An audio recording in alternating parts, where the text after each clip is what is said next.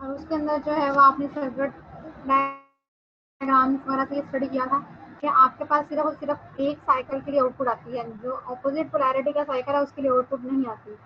ठीक है, अब यह है कि सर्किट के अंदर जो इनपुट आप उसको प्रोवाइड करते हैं, टोटल 100% जो आउटपुट है वो आपके पास ऑप्टेन नहीं होती। फॉर एग्जाम्पल कि आपने अक्सर सुना होगा कि माइक्स वगैरह के अंदर बहुत ज़्यादा नॉइस वगैरह जो है वो प्रोड्यूस हो जाती है। बेसिकली उसके अंदर जो है वो रिपल्स जो है वो पल्सेस वगैरह जनरेट हो जाती हैं, जिसकी वजह से जो वेव फॉर्म है वो स्मूथली ट्रैवल नहीं करती, मीन्स आउटपुट जो है वो स्मूथ नहीं आती। जैसे इनपुट आप उसको दे रहे हैं उस तरह की आउटपुट नहीं आती। तो उसके लिए आप उसको रिमूव करने के लिए वहाँ पे आप फिल्टर सर्किट जो है वो यूज़ करते हैं। आप सबके घरों में भी जो है वो फिल्टर्स लगे हुए होंगे पानी को साफ करने के लिए। तो बेसिकली ये वेवफॉर्म को साफ करने के लिए जो है वहाँ पे फिल्टर जो है वो अप्लाई किए जाते हैं। तीन तरह के जो है वो फिल्टर सर्किट्स होते हैं। एक कैपेसिटर सर्किट है, फिल्टर है, second one is a choke filter and third one is a pipe filter. First one जो है वो आपको कैपेसिटर फिल्टर, उसमें सिर्फ और सिर्फ आप एक कैपेसिटर जो है उसको कनेक्ट करते हैं across the load resistance. Second में चोक्ड फिल्टर है, उसमें आप एक कैपेसिटर को और एक इंडक्टर को जो है कनेक्ट करते हैं। और थर्ड जो है वो पाइप फिल्टर है, जिसमें आप दो कैपेसिटर को और एक जो है वो इंडक्टर को यूज़ करते हैं टू रिमूव और स्मूथ द रिपल्स। ये मैं आपको बना के जो है वो दिखाती हूँ कि किस तरीके से जो है वो आपने सर्किट में जो है इसको कनेक्ट करना है। ये यहाँ पे नोट्स में नहीं होगा अवेलेबल, आपने जो है वो खुद से बनाना है। तो इसलिए ज़रा आप हाजिर ज़माने से देख लें, पेपर में आपसे पूछा गया तो आपने सर्किट जो है वो साथ बनाने होंगे, जो मैं यहाँ पे बना रही हूँ। ये आपके पास लोड रेजिस्टेंस है, ये पीछे आपके पास हाफ वेव रेक्टिफिकेशन का सर्किट चल रहा है, that is R of L. अब आपने कैपेसिटर फिल्टर जो लगाना है वो किस तरीके से है कि ये आपके पास लोड रेजिस्टेंस के क्रॉस आपने कैपेसिटर लगा दिया,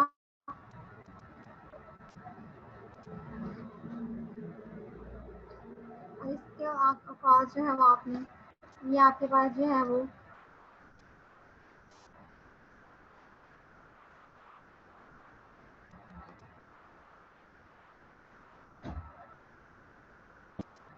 आपके पास है कैपेसिटर फिल्टर। आप किसी भी सर्किट के अंदर अगर आप उसके क्रॉस में एक कैपेसिटर लगा देते हैं तो इसका मतलब है कि जो आउटपुट आती है वो वहाँ पे उसको फिल्टर हो जाती है और आपके पास स्मूथ आउटपुट आती है। ये आपके पास,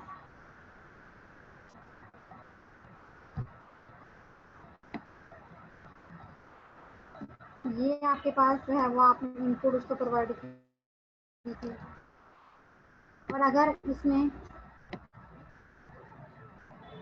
ये ऐसे टेढ़ी मेढ़ी सी जो है वो आपके पास आउटपुट जो है वो बनती है, तो ये बेसिकली इसमें क्या है, ये आप इसमें रिपल्स प्रोड्यूस हो रहे हैं। ठीक है, और इनको रिमूव, ये जो आउटपुट मैंने ये बनाई है वेव फॉर्म, ये बेसिकली आपको रिपल्स शो कर रही है ना। तो इसको रिमूव करने के लिए, इसको स्मूथ जैसे इनपुट है उसी तरह से बनाने के लिए आप यहाँ पे फिल्टर सर्किट जो हमको यूज करते हैं। ये पहले वाला था कैपेसिटर फिल्टर, अब जो सेकंड वाला है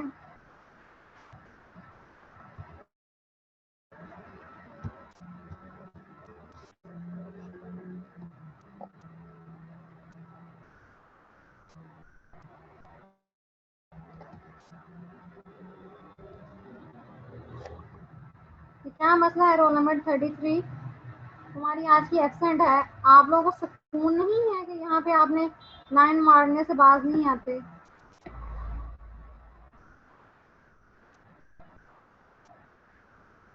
कौन है रोल नंबर 33?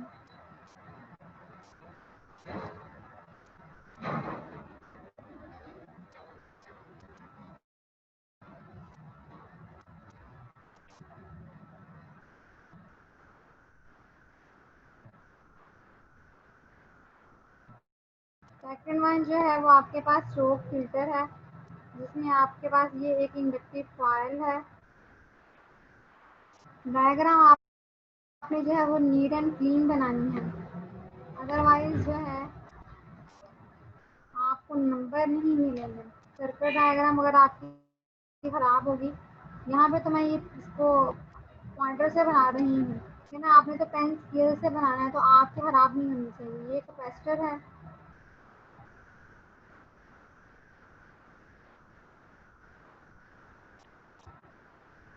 और ये इंडक्टर है और ये आपके पास बेसिकली जो है वो ये चो फिल्टर है।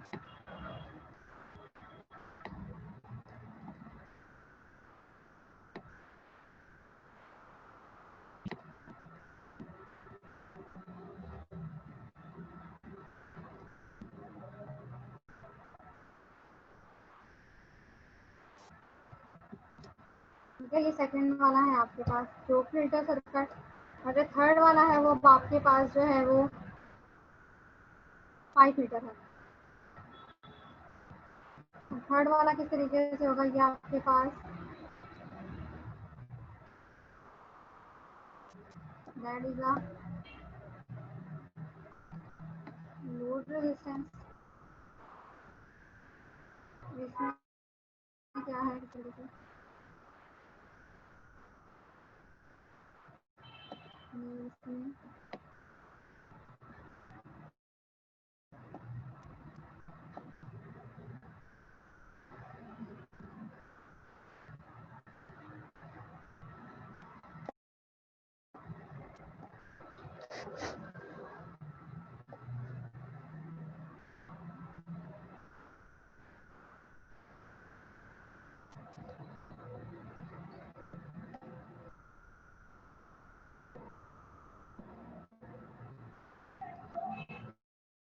तो ये पाई की शक्ल बन रही है। ये C1 कैपेसिटर है, दैट इज द C2। अब देखें ये इसकी शेप जो है ये आपके पास जो मैथमेटिक्स में पाई होता है, ये आपके पास इसकी शेप है। इसे आप क्या कहेंगे, that is a pi filter.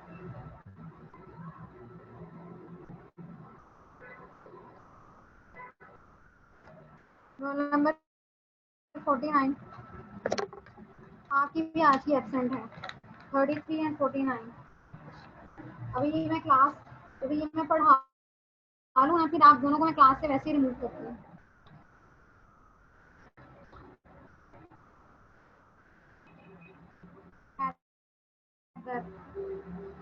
तुम्हें तो आज मैं बताती हूँ ना कि तुम्हारी आज की एबसेंट है और 33 कौन सा उजैर।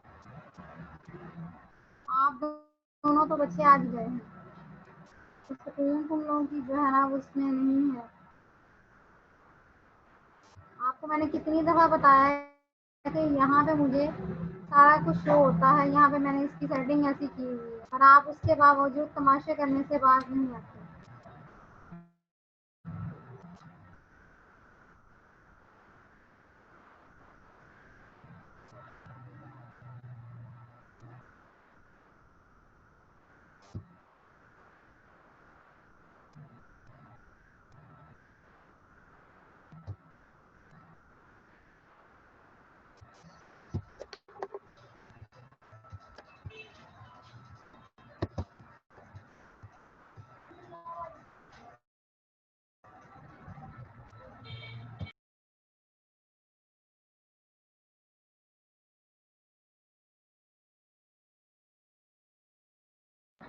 तो जो यहाँ पे आपके पास जो है वो पल्सेस जो है वो स्मूथ डाउन हो जाएंगी। ठीक है, अब आपके पास नेक्स्ट जो है वो फुल वेव रेक्टिफायर है। ये फुल वेव रेक्टिफिकेशन में हमारे पास दो टाइप्स हैं। ठीक है, इसमें एक फुल वेव रेक्टिफिकेशन का क्या मेन पर्पज है कि इसमें हमारे पास जो हाफ फॉर्म जो है वो आउट इनपुट की वो रिमूव हो जाती थी, हमें वो वाली भी आउटपुट जो है वो मिल जाएगी। ठीक है, in this circuit the whole input signal converts to one of the constant polarity of the DC signal. Yeah, there are two types of full wave rectification, sensitive full wave rectification और एक bridge rectifier है। ठीक है, अब यहाँ पे जो है वो आपके पास या फिर ओनली फॉर पॉजिटिव साइकिल के लिए आएगी या ओनली फॉर नेगेटिव साइकिल के लिए आउटपुट आएगी। आज हम स्टैंडर्ड वेव रेक्टिफायर है उसको स्टडी करेंगे और उसके बाद नेक्स्ट क्लास में जो है हम ब्रिज रेक्टिफायर उसे पढ़ेंगे।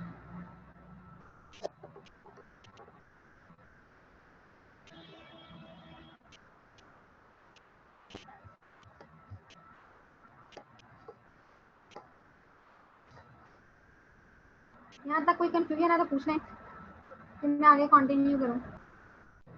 अब इसमें 2 डायोड्स यूज किए हुए हैं। अब यहाँ पे इसकी क्या कंडीशन है कि जब आप पॉजिटिव साइकिल के लिए आउटपुट इसे देंगे तो उस केस में जो फर्स्ट D1 वाला डायोड है उसकी क्या फंक्शनैलिटी होगी कि ये पॉजिटिव साइकिल के लिए ए वाला टर्मिनल पॉजिटिव, बी वाला टर्मिनल नेगेटिव हो जाएगा। पॉजिटिव पॉजिटिव क्या होगा फॉरवर्ड बाइस, और ये बी नेगेटिव है, नेगेटिव पॉजिटिव रिवर्स बाइस। तो क्या होगा रिवर्स बाइस के केस में ये जो आपके पास D2 डायोड है वो वर्क नहीं करेगा और D1 जो है वो आपको मैक्सिमम आउटपुट देगा और यहाँ से आप आउटपुट जो है वो लोड रेजिस्टेंस के अक्रॉस आपके पास आ जाएगी। और सेकंड वाले केस में जब नेगेटिव साइकिल होगा तो ये ए वाला टर्मिनल नेगेटिव और बी वाला टर्मिनल पॉजिटिव। तो नेगेटिव पॉजिटिव क्या होगा रिवर्स बाइस का मतलब है कि ये आपके पास जो D1 डायोड है वो इस वक्त जो है वो ऑफ कंडीशन में होगा, तो ये रिवर्स बाइस है। और ये D2 जो है आपके पास ये फॉरवर्ड बाइस होगा और इस केस में यहाँ से मैक्सिमम जो है वो आउटपुट आएगी और इस केस में जो D2 डायोड है वो वर्क करेगा। अभी रोल नंबर 11 कौन है जिसे फोन नहीं है? इकरा। आज तो बड़े लोगों की एब्सेंट लगी है।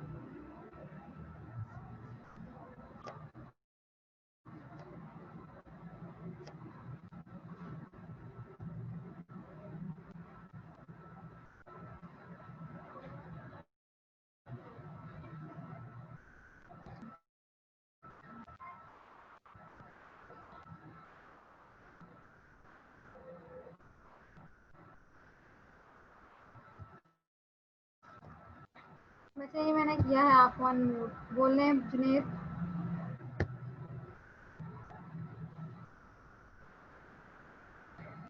मैम मैं पूछना था कि जो सर्किट ये डायग्राम है बोले इसकी जो दरमियान में रेजिस्टेंस की वर्किंग है ये दोबारा समझा दो।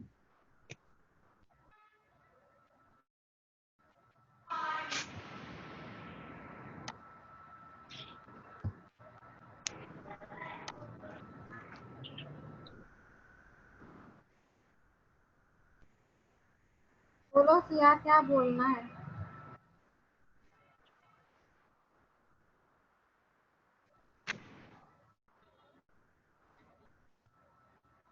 ये आपके पास जो है वो आउटपुट इस फॉर्म में शो हो रही है।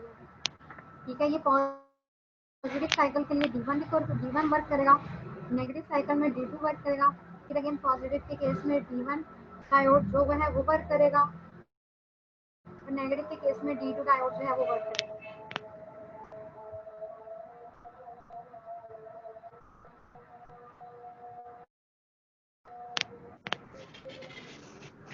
बनाने के बाद मैं बताती हूँ।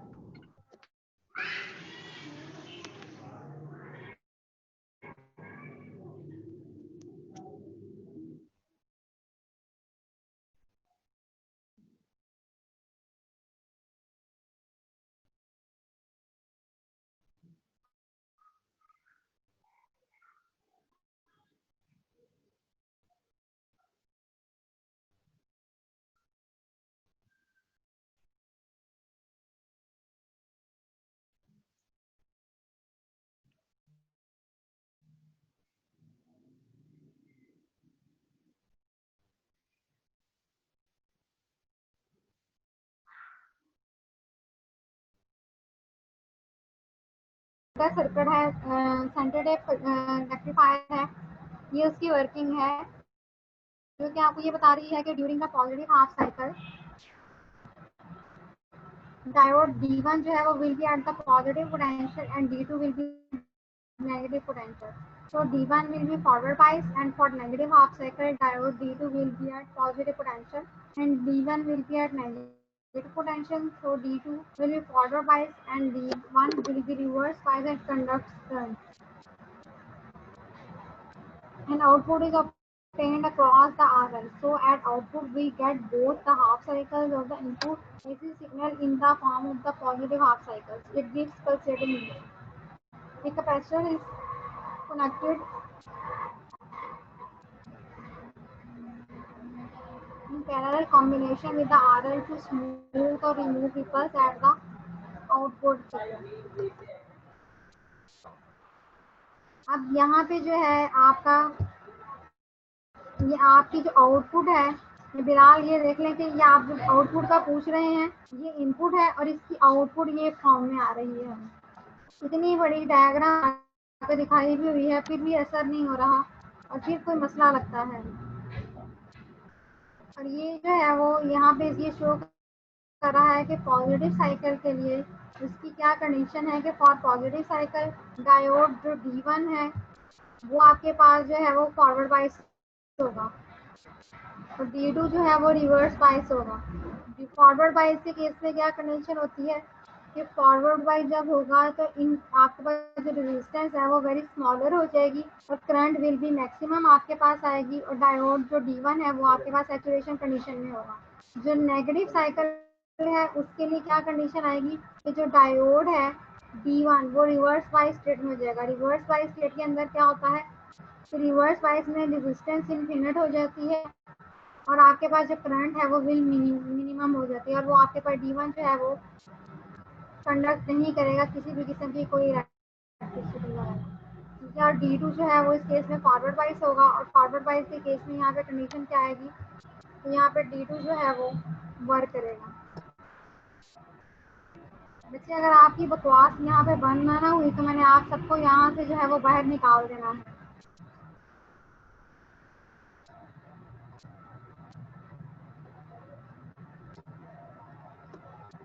अब्दुल्ला ने अपना नाम जो है वो अपना इंसानों की तरह नाम लिखा होगा, मुझे पता चलेगा कि कौन सा स्टूडेंट है तो मैं उसे अलाउ करूँगी, ठीक है।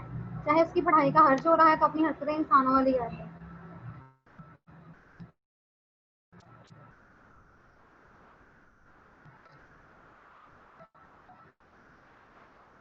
तो बच्चे फिल्टर की आउटपुट भी ऐसी है नहीं, ये किसी भी सर्किट के आगे फिल्टर सर्किट लगा दें तो आउटपुट जो एक्चुअल आउटपुट आनी है उसकी वही आउटपुट आनी है, तो उसकी वजह से कोई आउटपुट के ऊपर डिफरेंस तो नहीं होना।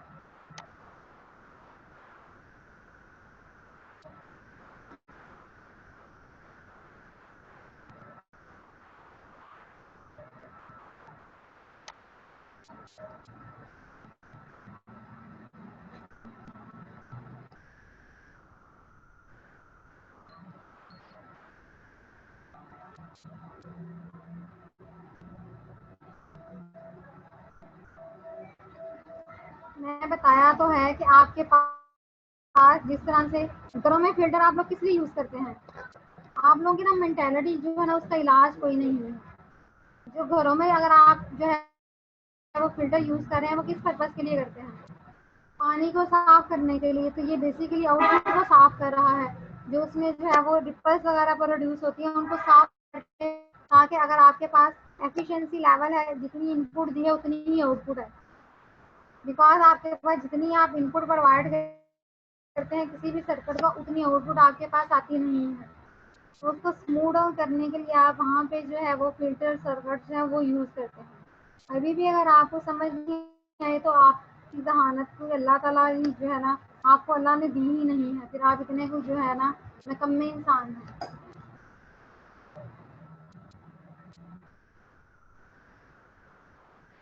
शुक्र है आ गई, ऐसे गधे को लेडी समझ आती है। आप लोगों की हरकतें जो है ना वो इंसानों वाली कोई भी नहीं।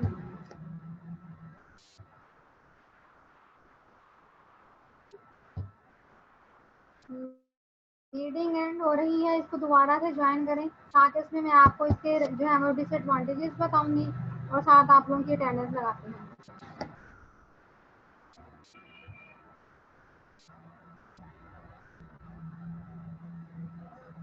इसीलिए तो बता रही हूँ कि रिजल्ट कुछ और ही आता है। ये आपने जो इनपुट दी है वही आउटपुट आनी है, लेकिन उसमें रिपल्स प्रोड्यूस होती है, आपके पास 100% आउटपुट नहीं आती है इन एक्चुअल जो है वो डेली लाइफ में। पावर लॉसेस और दूसरी चीजें जो है वो उनका इफेक्ट होता है।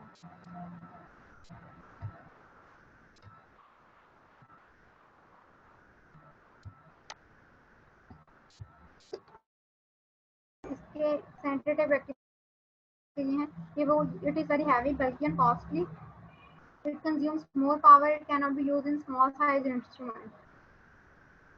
या इसका डिसएडवांटेज ये है कि ये साइज में बहुत ज़्यादा बड़ा होता है, कॉस्टली होता है, ठीक है, मोर कंज्यूम करता है पावर को और ये स्मॉल साइज इंस्ट्रूमेंट्स में भी नहीं हो सकता। इस वजह से जो है हम इसको जो है वो यूज़ नहीं करते। या अगर कोई bigger size instrument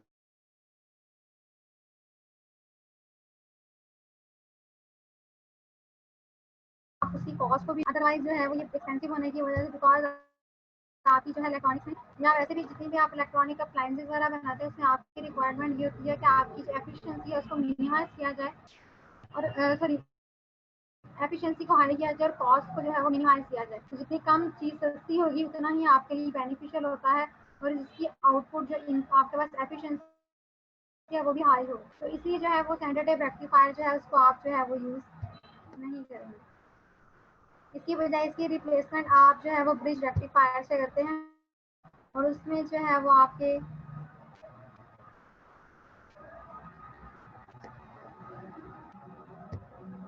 bridge rectifier है उसका रिप्लेस करेंगे। उसमें नंबर ऑफ डायोड्स हैं उनको एनहेंस किया जाएगा, और उसके साथ जो उसकी आउटपुट जो है वो जिस तरह से उसकी आउटपुट आ रही है, लेकिन उसमें उसकी कॉस्ट जो है उसको मिनिमाइज कर दिया जाता है।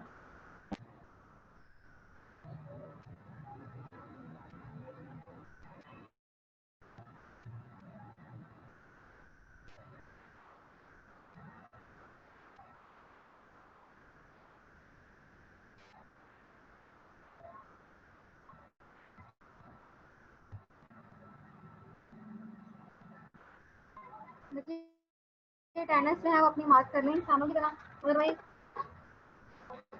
आवाज़ अब आपको बहुत अच्छे तरीके से आएगी अपनी भी और दूसरों की भी।